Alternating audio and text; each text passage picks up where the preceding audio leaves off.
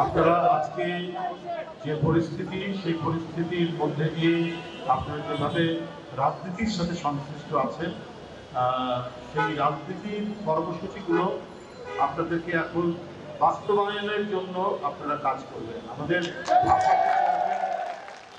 ভারপ্রাপ্ত চেয়ারম্যান জনাব তারেক রহমান প্রতিদিনের তিনি যে বক্তৃতা করছেন, সেই বক্তব্যের মধ্যে যে করণীয়গুলো তিনি বলছেন, অর্থাৎ জনগণ যদি বিএনপিকে ক্ষমতায় বসায়, জোটকে ক্ষমতায় বসায়, তাহলে কি করবেন, এই কথাগুলো তিনি প্রতিদিন বলছেন। সেই যে তার বক্তব্যগুলো, এই বক্তব্যগুলোতে কোনো ঈর্ষা নেই, এই বক্তব্যগুলোতে কোনো ধরনের প্রতিশোধের কথা বলা নেই, এই বক্তব্যগুলোতে কোনো প্রতিহিংসার কথা বলা নেই। তিনি বলছেন সবাইকে নিয়ে কিভাবে আমরা বাংলাদেশ গড়ে তুলব তার কথা। তার মা এবং তার উপরে 15-16 বছর এমন নিপীড়ন নির্যাতন হয়েছে অন্য কারো, আমরা যারা রাজনীতির সাথে জড়িত তাদের কারোর উপর এতখানি হয়নি। বেগম খালেদা জিয়া জনগণের আশীর্বাদ ধন্য একজন রাজনীতিবিদ, জনগণের শুভেচ্ছা তার প্রতি রয়েছে, সমাদৃত একজন নেত্রী। তারপরেও তাকে বছরের পর বছর কারাগারে থাকতে হয়েছে, তার চিকিৎসা দেওয়া হয়নি, তাকে কোনো ওষুধ দেওয়া হয়নি।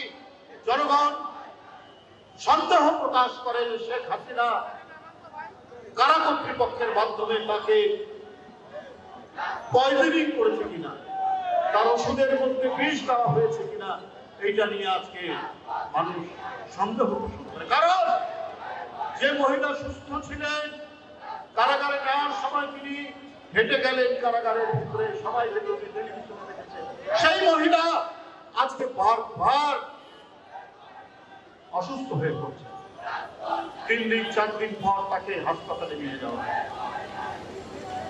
তাহলে নিশ্চয়ই তাকে কারাবন্দী করার পর মানসিকভাবে, শারীরিকভাবে তিনি যাতে আর সক্ষম না হন, তিনি যাতে দাঁড়াতে না পারেন, এই কারণে এই তৎকালীন সরকার অনেক চক্রান্ত করেছে।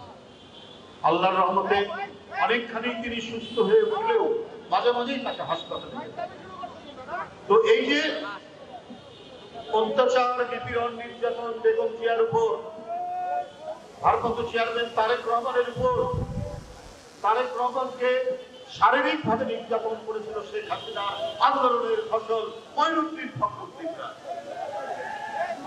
জীবনের তার যে স্বাভাবিক চলাফেরা, সেটা অনেকখানি তারা স্তব্ধ করে দিয়েছে অত্যাচার, নিপীড়ন করে।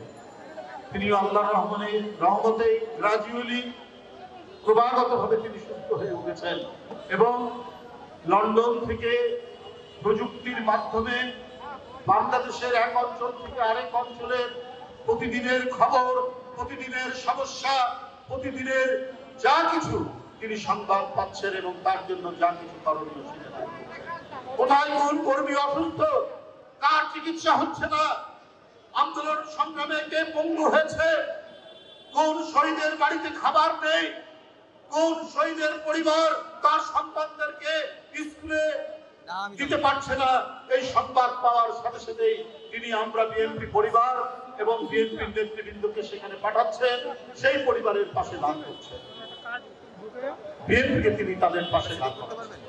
বন্ধুরা, আবার এই কাজ করে যাচ্ছেন বিএনপির ভারপ্রাপ্ত চেয়ারম্যান তারেক রহমান। প্রতিদিন প্রতিনিয়ত বিএনপির নেতা কর্মীরা এবং আমরা বিএনপি পরিবারকে সংগঠন করে তিনি মানব হিতৈষী সমাজ সেবামূলক কাজগুলো করে যাচ্ছেন সারা বাংলাদেশে। বন্ধুরা, আবার আর আমরা কি দেখছি, অন্য অনেক রাজনৈতিক দল নানা কথা বলছেন, জান্নাতে নিয়ে যাবেন, জান্নাতের হুরপরিদেরকে হুরপরি পাইয়ে দেবে, কত কি কথা, তাদেরকে নাকি ভোট দিবে বলে।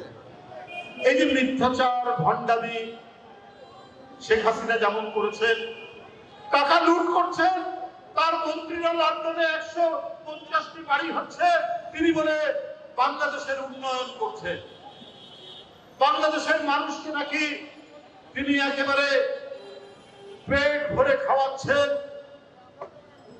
বাংলাদেশের প্রতিটি নর নারী নাকি একেবারে শান্তিতে আরামে আয়েসে দিন যাপন করছে, অথচ হাটে বাজারে শেখ হাসিনার আমলে মা তার সন্তানকে বিক্রি করছে খাদ্য না পেয়ে, খাবার না পেয়ে। আর ওদিকে কথা বলে যাচ্ছেন, অনর্গল মিথ্যা কথা বলে যাচ্ছেন, অনর্গল প্রতারণা করছেন, আর পেছন দিয়ে জনগণের টাকা, মানুষের টাকা, বিদ্যুতের টাকা, পদ্মা সেতুর টাকা লোপাট করছেন, হরিলুট করছেন। তার মেয়ে, তার ছেলে, তার ভাগ্নি, তার ভাগ্না তারা লন্ডনে সুখে শান্তিতে থাকবেন, এই কারণে তাদের জন্য ব্যবস্থা করে দিচ্ছেন শেখ হাসিনার বাড়ি। শেখ হাসিনার বাড়ি আছে ধানমন্ডিতে, শেখ রেহানার বাড়ি আছে, থাকার পরেও ৬০ কাঠা জায়গা পূর্বাচলে। কার নামে? শেখ হাসিনার ছেলের নামে, মেয়ের নামে, শেখ রেহানার ছেলের নামে, মেয়ের নামে। এইখানে কাঠার পর কাঠা তাদের বাড়ি। ইংল্যান্ডের এমপি তার এক ভাগ্নি, সেটা ইংল্যান্ডের নাগরিক, তার এত সম্পত্তি বাংলাদেশে কেন? ওইখানে তো জবাবদিহি করতে হয় রাজনীতিবিদদেরকে, এমপিদেরকে, সংসদ সদস্যদেরকে।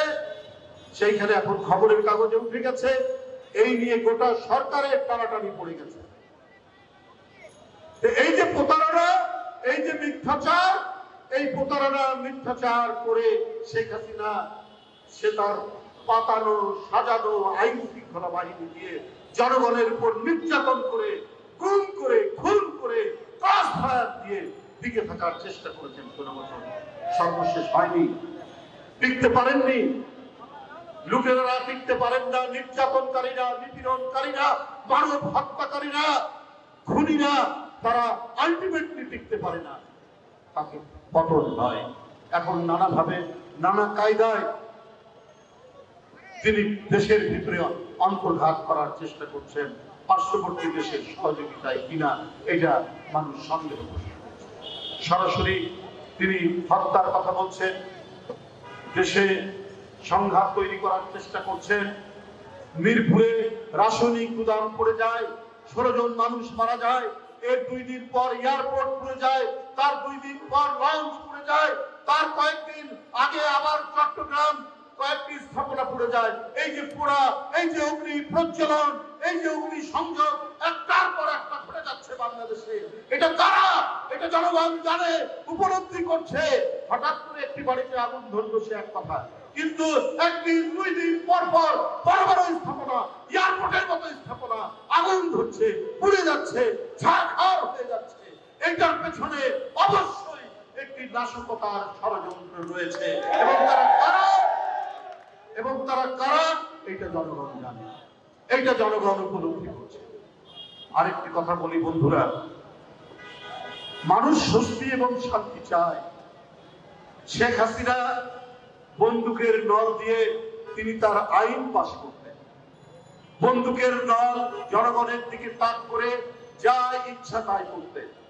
তিনি আদালতকে, হাইকোর্টকে, নির্বাচন কমিশনকে এবং তার পাতানো যে পার্লামেন্ট সেইটা দিয়ে আইন প্রণয়ন করে তিনি তার স্বেচ্ছাচারিতা এবং গুম, খুন, লুটপাট জারি রাখতেন। বন্ধুরা, বক্তব্য দীর্ঘায়িত নয়, আমি যে কথাটি বলছি এখন সেটার যেন পুনরাবৃত্তি না হয়, কিন্তু বিভিন্ন পদে পদে কিছু কিছু আলামত আমরা দেখতে পাচ্ছি দোষকদের মতো গায়ের জোর দিয়ে সবকিছু করতে চাচ্ছে।